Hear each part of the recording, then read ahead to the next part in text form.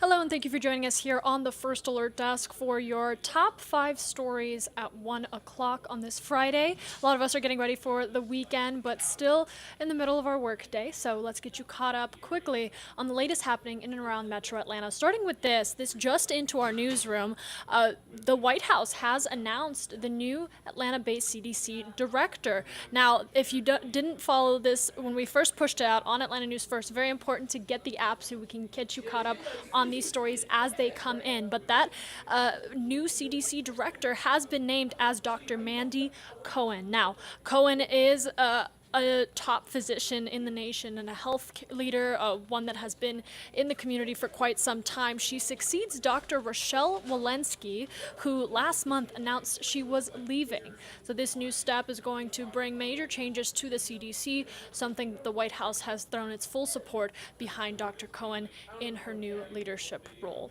Getting you to your other top stories, we're following this one out of Gwinnett County. This is a story we first broke to you last month. I'm actually going to pull up my graphic here. A missing teen who disappeared on the last day of school has been found, and it's kind of shocking. This teen, Gwinnett County, 14-year-old who disappeared from Parkview High School, was found in the home of a 41-year-old man. Now, here's what we know so far. This is a disappearance that happened on May 24th. Again, the girl, we were told from officials, was finishing her finals up. It was the last day of school at Parkview High School when security cameras captured her walking towards the parking lot area and then disappearing from campus. Now, this was just over 3 weeks ago. Gwinnett County Police saying that the school actually ended up locating some of her items next to her 17-year-old sister's car, and that led them to really launch this investigation 2 weeks later, calling Gwinnett County Police to assist and later take over this investigation, which led detectives to the home of a 41-year-old man off Sanders Drive in Murrow. Now, that man has been identified as Russell Cheeves. He's been charged with enticing a child for indecent purposes, interference with custody, and child molestation. We'll be following the latest on this developing story. I thought I would mention an important part of this. There is still another teenager, a 15-year-old Layla Novlakovic, who continues to be missing. It was also a student from Parkview High School. We're following the latest with that story. We put out some of the latest details on AtlantaNewsFirst.com. If you have any information whatsoever, you are urged to call Clayton County Police. All right, moving on to another story, another major development that could actually impact you if you use UPS. Just into our newsroom, we actually got an announcement today that the International Brotherhood of Teamsters have authorized a strike against Atlanta-based UPS. Now, the UPS Teamsters represents more than half the workforce. The contract between Teamsters and UPS expires July 31st. If the company fails to deliver a strong new contract for its workforce, that is something that could impact more than 340,000 Teamsters, including about 6,500 in the Atlanta area alone. Now, if employees walk, it would be the largest strike against a single employer in U.S. history. And as you can imagine, that could have a massive impact on the economy. And this story, really tragic, out of Snellville. We're learning the latest developments with that. A homicide investigation now in full swing after a man was had been shot in a park and dropped off at a Snellville fire station. Now, Atlanta News First reporter Madeline Montgomery has been at the station off of Centerville Highway getting the latest on where police are with this investigation. A really strange situation here in Gwinnett. Police say around 10:30 last night, a person pulled up here to Fire Station 6 and they started dragging a shooting victim over to this building, and firefighters ended up talking to that driver. The driver simply said that the victim was shot, and then that driver took off, not leaving a name or any other information. Gwinnett police tell us that the firefighters here tried to save the victim and rushed him to a local hospital, but he ended up dying. Police around the same time say that 911 did dispatchers got a shots fired call from Lenora Park, which is almost 5 miles from the fire station. When police got to the park, they didn't find anyone, but they did find shell casings and believe the shooting victim is connected to that scene. They said the casings were spread out and they're still looking into how many people were involved.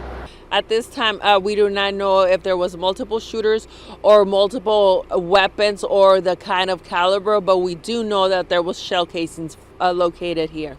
We're trying to gather as much evidence as possible, and we're urging all our citizens or anyone that might have information, rain camera footage, or anything that may have caught something on surveillance to please come forward. Police don't have a description of the person who dropped the victim off here, nor do they have a description of their car, but they are hoping that that person comes forward so that they can talk to them and get more information for their investigation. Reporting in Snellville, I'm Madeline Montgomery, Atlanta News First. And again, that story from our Madeline Montgomery, a reminder when you hear stories like that, tragic stories like that, check on your people, check on your loved ones, make sure you are checking in. This story also had a tragic beginning, but now is taking a bit of a positive turn. And now Atlanta and really the community is celebrating an officer who is finally leaving the hospital after about 11 months, I should say, of recovery. It has been a long time coming for this Clayton County officer, who I'm going to pull up here, her picture. She was shot in the head last year, but today, this Friday, she is finally returning home. That's Officer D'Amica Lloyd, who spent, like I mentioned earlier, 11 months in the hospital. Now, according to police, Officer Lloyd was shot last July while responding to a mental health call by the woman she was trying to help. At the time of the shooting, Officer Lloyd had only been with the department for about a year and a half. Today, a celebration of her homecoming, of her exit from the hospital, is being held at 3:45 p.m. Members of the community, the public, is invited to attend. That will be along 7911 North McDonough Street in Jonesboro. We have the full link and more information about her story and her service on our website, atlantanewsfirst.com. You are more than welcome to come out and line the streets and the front lawn with signs and posters welcoming her back home. That is what her friends and loved ones plan to do later today.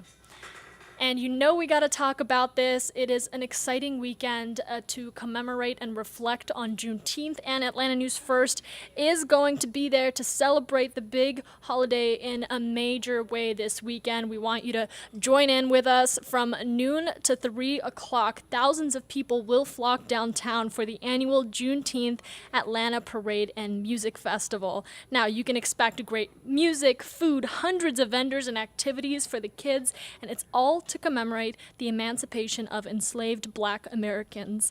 Our Atlanta News First team will be out there to celebrate and hopefully meet all of you, so please come out if you can. But if you can't, we'll be live streaming that on Peachtree TV, again from noon to 3 o'clock, and we hope you join us.